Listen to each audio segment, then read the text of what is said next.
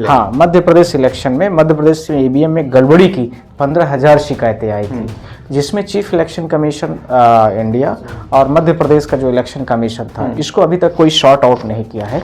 ये इसका पम्पलेट्स भी हम आपको दिखाई दे रहे हैं, जो कि सबसे ज्यादा जो आए थे ग्वालियर चंबल रीजन से हैं, और इसके अलावा बहुत सारी जगह पर है। देखिए बड़ी बात, मैं इन दोनों पेपरों के माध्यम से और बहुत सारे कंप्लेनेंट के 15,000 कंप्लेन के माध्यम से जो न्यूज़ पेपर में प्रिंट आई है, ये हमारे सारे एनेक्सर्स हैं और ये सब हमारे जितने भी एविडेंसेस हैं, इन एविडेंसेस के आधार पर मैं बोलना चाहता हूँ कि सुप्रीम कोर्ट में जो कंप्लेन जाएगी उसके आधार पर दोबारा चुनाव होने के पूरे आसार होंगे और दोबारा चुनाव होने की पूरी संभावनाएं बनती है।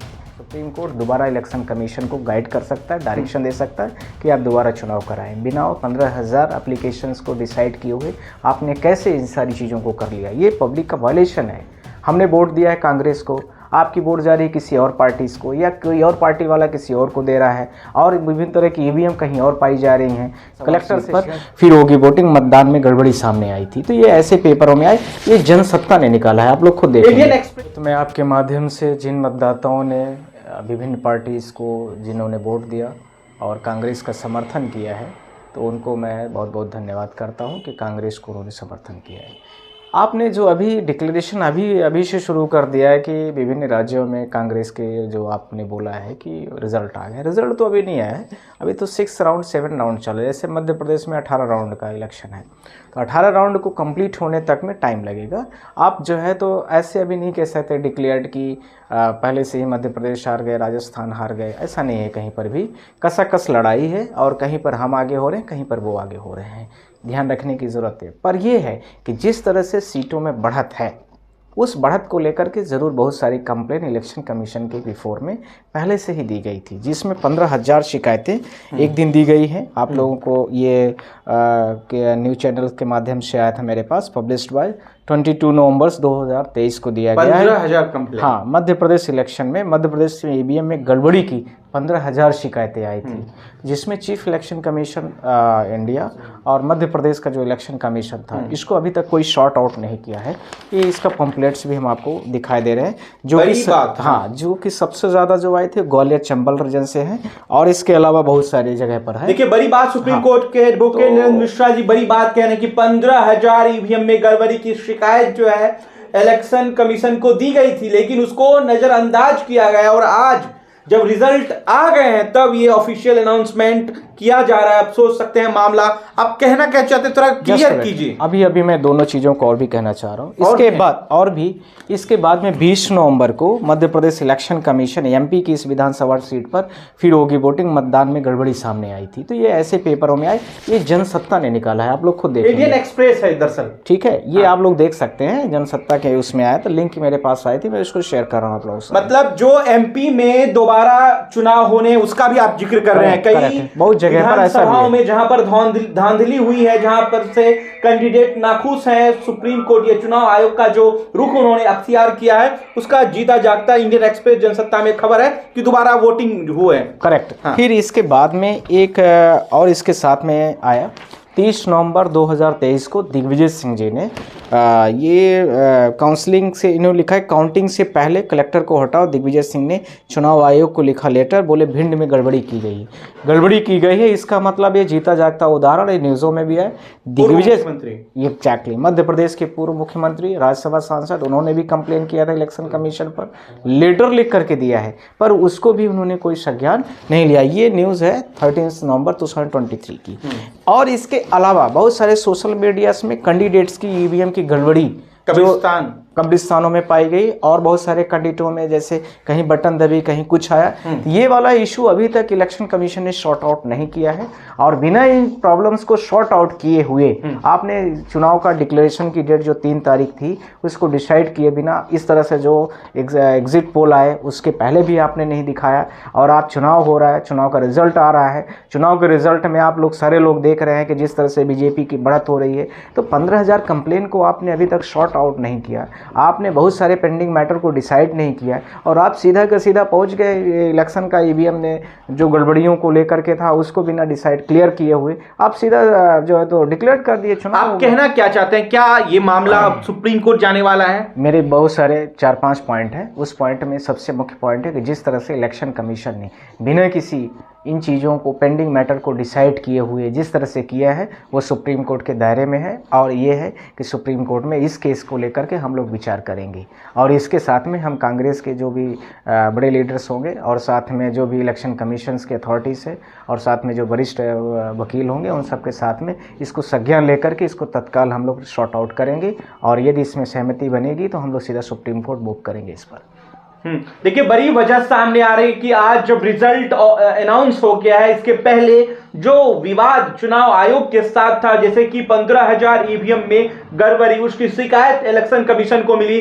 दिग्विजय सिंह ने कहा कि भैया कलेक्टर को हटा दो, ये भिंड का मामला है। उसके बाद आपने देखा कि किस तरीके से कब्रिस्तान में ईवीएम मिला। ये तमाम पॉइंट्स ऐसे हैं जो बहुत कुछ कह रहे हैं, अपने आप में बहुत कुछ क्लियर हो रहा है। और अब सुप्रीम कोर्ट के जिम्मेदार वकील नरेंद्र मिश्रा जी सुप्रीम कोर्ट जाएंगे, आप उसको चुनौती दिया जाएगा क्या भारतीय जनता पार्टी को? इसमें हम आप लोगों से भी, आप लोगों के माध्यम से ही बोलना चाह रहा हूँ कि जो मध्य प्रदेश में इलेक्शन का जो रिजल्ट आ रहा है, हम लोग एक व्यक्तिगत तरीके से एक एप्लीकेशन बना करके सीजीआई के सामने देने की कोशिश करेंगे। हम कंसर्न कर रहे हैं, इस पर हम लोग बातचीत कर रहे हैं आपस में क्या कैसे किया जा सकता है और मध्य प्रदेश में क्या स्टेटस है उसको भी देख करके ये सब चीज़ों को हम लोग सॉर्ट आउट करेंगे। ये रद्द हो जाएगा ये पूरा चुनाव? ये तो जो है तो हम लोग कोशिश करेंगे कि रद्द किया जाए और इसमें जो भी गड़बड़ियाँ हैं उसको बिना शॉर्ट आउट किए हुए आप कभी भी किसी भी चीज़ को डिसाइड नहीं करते। ऐसे ही समझिए जैसे सुप्रीम कोर्ट में कोई मैटर पेंडिंग पड़ा हुआ है और वहाँ पर निचले लेवल पर ट्रायल्स जो है तो अपने हिसाब से काम करना शुरू कर दे बिना किसी चीज़ को देखे हुए, बहुत सारे रूल्स को, बहुत सारे रेगुलेशंस को, जो इलेक्शन कमीशन के बहुत सारे पावर्स हैं उसको बिना शॉर्ट आउट किए आपने कैसे? आप ये किस बिहाफ पे कह रहे हैं? जैसे आपने ये इंडियन एक्सप्रेस जो जनसत्ता की रिपोर्ट है जिसको मतदान से पहले ईवीएम में गड़बड़ी दिखाई है, 15,000 जो मामले सामने आए हैं, 15,000। ये देखिए, ये भी जो है जागरण की रिपोर्ट है कि जिस तरीके से 15,000 ईवीएम में शिकायतें हुई हैं, गड़बड़ी हुई हैं। आप किस बेसिस पे कह रहे हैं कि ये मध्य प्रदेश का जो चुनाव है वो रद्द हो जाए? खंडन आप कर रहे हैं कि फिर से चुनाव हो ये आप कह रहे हैं? मैं नहीं, जो इलेक्शन कमीशन ने अपने हिसाब से कार्यवाही जो उसको करना चाहिए आर्टिकल 324 में जो पावर्स दिए गए हैं उसका उसने प्रॉपर तरीके से सॉर्ट आउट नहीं किया है और जनता का राइट है। जैसे मान लीजिए मैं कांग्रेस का मैन हूँ और मैंने कांग्रेस को वोट दिया, तो अब जब मैंने कोई कंप्लेन है उस कंप्लेन को मैंने आपको सामने ले जा करके दे दिया, अब आप उसने उसको डिसाइड नहीं किया। इस तरह से 15,000 लोगों की पेंडेंसी पड़ी हुई है जो विभिन्न विधानसभाओं मध्य प्रदेश की हो है और इसी के साथ में छत्तीसगढ़ भी जुड़ा हुआ है, इसी के साथ में राजस्थान भी जुड़ा हुआ है। तो इलेक्शन कमीशन ने एक तरफा निर्णय लेने की कोशिश किया है कि बिना किसी प्रॉब्लम को हमें शॉर्ट आउट किए हुए हम जो है तो सीधा का सीधा जा कर के डिक्लेयर कर देंगे रिजल्ट और जो कैंडिडेट है वो कांग्रेस पार्टी हार जाएगी या किसी भी पार्टी स्पेसिफिक को आपने एक तरफा करने की कोशिश की। जिम्मेदार ईवीएम है या चुनाव आयोग? चुनाव आयोग और ईवीएम दोनों है। चुनाव आयोग के माध्यम से ईवीएम की गड़बड़ियों को शॉर्ट आउट नहीं करना सबसे बड़ी दिक्कत है। दूसरा, ईवीएम में इस तरह से कंप्लेन है।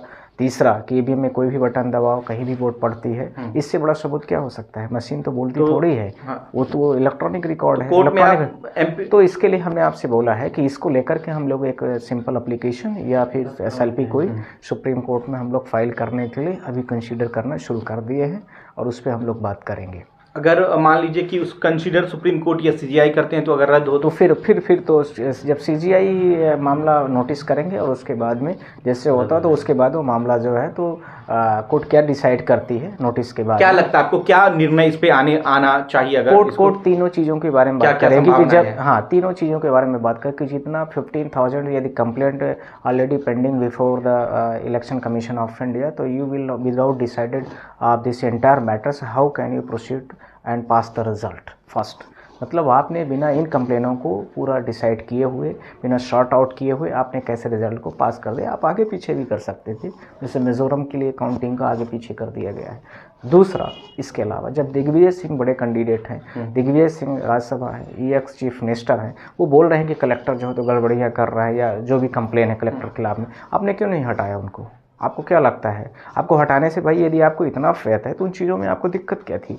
तीसरा, इसके अलावा बहुत सारी चीज़ें जो आई हैं, शिवपुरी वगैरह किसी विधानसभा का ईवीएम वगैरह जो है तो कब्रिस्तान में पाए जा रहे हैं। अब आपको पूरा सोशल मीडिया दिखा रही, सब चीज़ें दिखाई जा रही, फिर भी आप एक तरफा बने हुए हैं कि नहीं मुझे ईवीएम से ही करना है और जो ईवीएम की गड़बड़ी है उसको हमें शॉर्ट आउट नहीं करना है, हमें रिजल्ट उसी डेट को पास करना है, चाहे उसमें किसी भी जनता का हित हो या ना हो। इक्वलिटीज़ बिफोर द लॉ जो आर्टिकल 14 में दिया गया है, आर्टिकल 21 का जो है वो कंप्लीट वायलेशन कर रही है। आर्टिकल 324 में जो chief election Commission of India के बारे में बात की गई है उसको भी कंप्लीट तरीके से वो एक जो जुडिकेट है उसको भी लॉस को वायलेट कर रही है।